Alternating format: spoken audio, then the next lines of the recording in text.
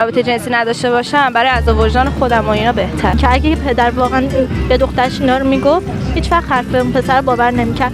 پشیمون نیستم از اینکه این کارو کردم، ولی خب آدما باید قبل ازدواج همدیگه رو واقعا کامل بفهمن. آزاردهنده که نبوده، یه چیز نرمال و طبیعیه که همه باید داشته باشن. شاید اگه اون تجربه رو نداشتم اینا الان اینی نبودم که هستم.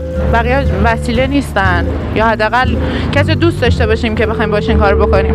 خیلی باید سبک این زندگی ایرانی به اروپایی بس شه که این حالا فعلا جواب نمیده. سلام. چند سالتونه؟ 19 سالمه. تا حالا رابطه جنسی داشتی؟ تا به الان نداشتم، ولی خب پیشنهادش رو زیاد داشتم. بله.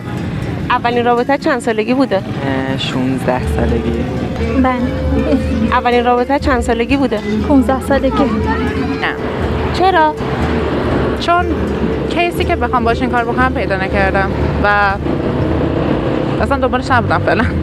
به این ایدم که قبل ازدواج نداشته باشم برای خودم بهتره و اینکه نمیدونم، از بچگی این نظر رو داشتم که قبل ازدواج رابطه جنسی نداشته باشم برای عذاب وجدان خودم و اینا بهتره.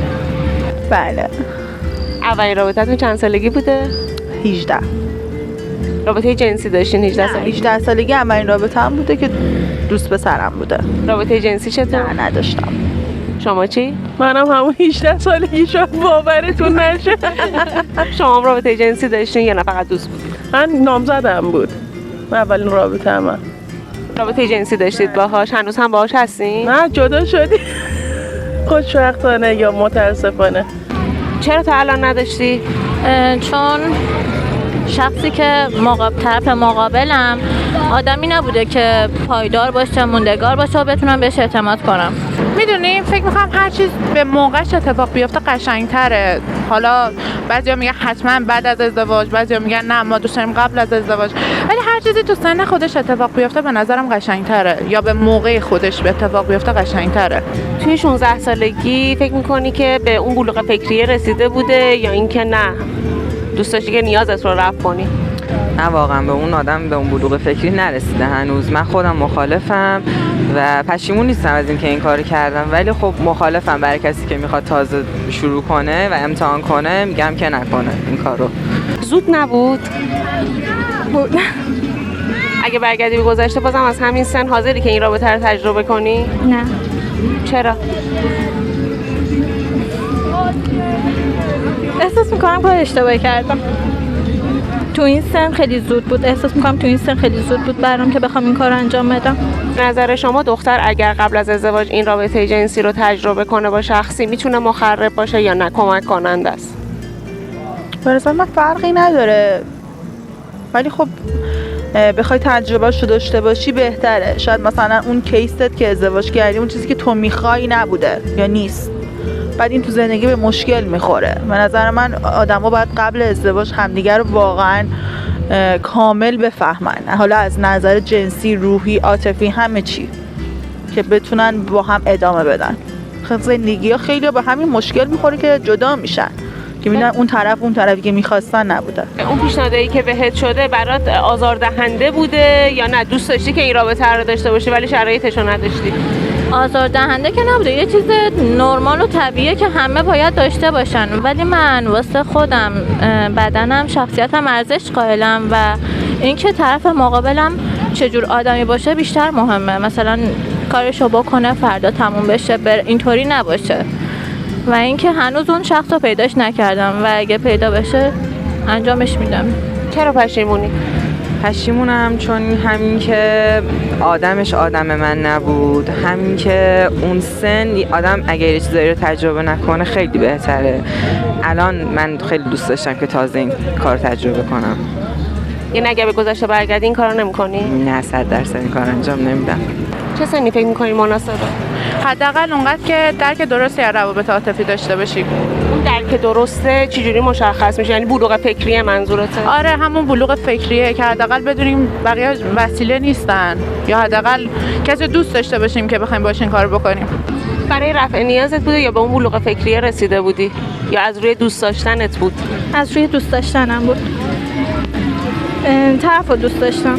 اگر طرف واقعا دوستشون داشته باشه و طرف رو دوست داشته باشن این کار انجام بدن، یه حس یک طرفه نباشه، چون پسر فقط میخواد نیاز خودش برطرف بشه، یعنی اصلا به طرف فکر نمیکنه. ما تو ذهنمون یه چجوری بگم، من خودم به شخص اینطوریم که با طرف مثلا آینده‌مو میبینم، اینطوریم مثلا خیلی با طرف وارد رابطه میشم آینده‌مو باهاش میبینم، ولی اون پسر اصلا 1% این خطورا هم تو مغزش، یعنی تو مغزش این خطور نمیکنه این فکرایی که من میکنم و برای همین اصلا به اون دختر فکر نمیکنه که مثلا در آینده چه اتفاقی براش میفته و این چیزا، فقط به نیاز خودش فکر میکنه. شما که به عنوان شخصی که این رابطه رو تجربه کردین و ازدواج نکردید، میخوام بدونم که آسیبی از نظر روحی بهتون وارد شده یا نه یه تجربه ای شده براتون؟ نه اتفاقا تجربه هم شده، الان آگاه‌ترم اینا. شاید اگه اون تجربه رو نداشتم اینا الان اینی نبودم که هستم. دیدگاه داری که دخترها حتما باید ازدواج کنن بعد رابطه جنسی رو تجربه کنن؟ متاسفانه تو ایران کلا اینطوریه و منم قطعا جزء این دسته از افراد هستم. درسته یا نه؟ دوست داری این دیدگاه رو یا نه؟ نه، چون قطعا کسی که میخوای باش سالها زندگی بکنی باید یه پیش زمینه توی هر زمینه ازش داشته باشی. این نظر منه. ولی خب توی جامعه و مملکت ما و خانواده ها خب این رو خیلی قبول نمیدونن. میخوام بدونم که درسته این دیدگاه یا باید تغییر کنه؟ به نظر من که این دیدگاه درسته،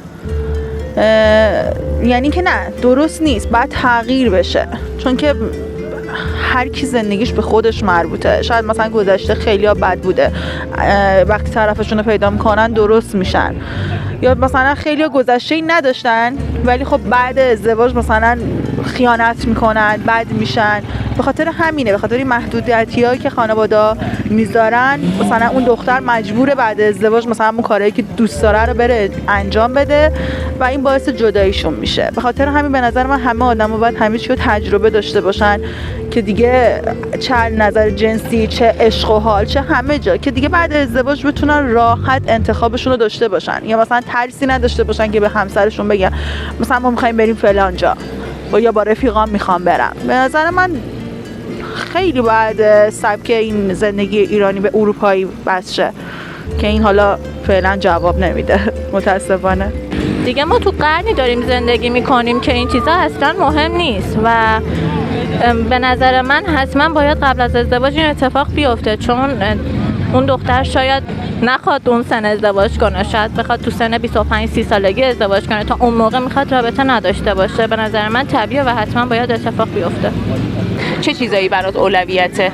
اینکه هدفم اینکه بین همسن سالام با کسایی که میدونم باشم، خوش بگذرونم، زندگی کنم. مثلا در برابر این چیزا به نظر من رابطه جنسی اولویت نیست برام، و اینکه همین که به هدفم برسم، برای خودم مستقل بشم و اینا خیلی برام بهتره احساس میکنم. بهترین سن برای برقراری رابطه جنسی چه سنیه برای دختر؟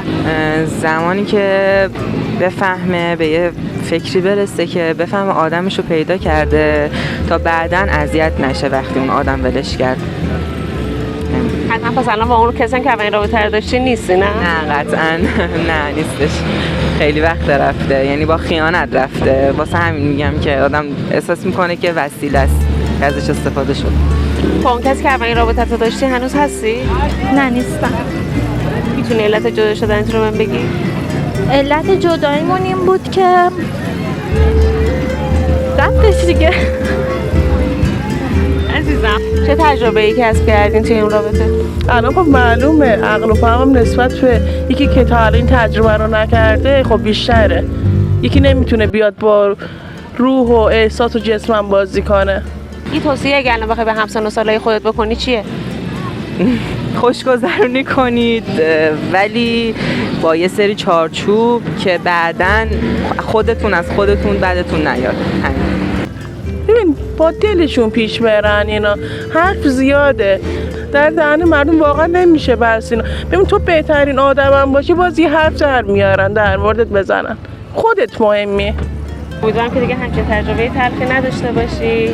مرسی که توی ویدیو شرکت کردی. اگه فکر می‌کنی حرفی میتونی بزنی که به همسن و سالای خودت کمک کنی که این تجربه تلخ رو نداشته باشم، حرفم اینه که اصلا دختر یه جورین که مثلا تا طرف بهشون یکم خوبی میکنه و اون چیزا، که پدرش مثلا اون حرفایی که پسر حرفایی که مثلا خوب بود و میزد بهش، هیچ وقت مثلا حرفای یه پسر رو باور نمیکرد، مثلا دوستت دارم و این چیزا رو باور نمیکرد. اگه یه پدر واقعا به دخترش اینا رو میگفت، هیچ وقت حرف اون پسر رو باور نمیکرد.